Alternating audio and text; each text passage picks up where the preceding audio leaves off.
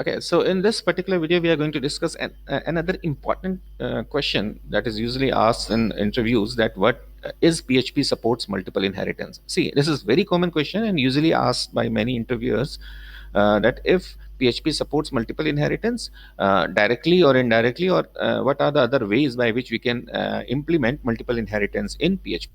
So first of all, you should know what multiple inheritance is. Very commonly, if one class inherits its properties from more than one classes, means we will have one child class and more than one parent class, then in that case, we will say that this is multiple inheritance. As you can see in this diagram, child C is a class that is inheriting its property from parent A as well as from parent B. So we are saying that this is multiple inheritance because class C is inheriting properties from more than one parent classes. Right. So the basic question is, PHP supports multiple inheritance? Then normally PHP does not support multiple inheritance. But sometimes we may have some desire, sometimes we will have some situations where it is compulsory to implement some features from more than one classes. In that case, what we can do, we can use the concept of interfaces, or instead of classes we can use traits.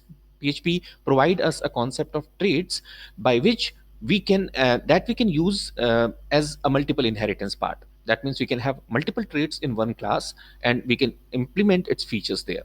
So if someone asks you, is PHP supports multiple inheritance, then the basic answer is PHP directly does not support multiple inheritance, but with the help of interfaces and with the help of traits instead of classes, we can implement it.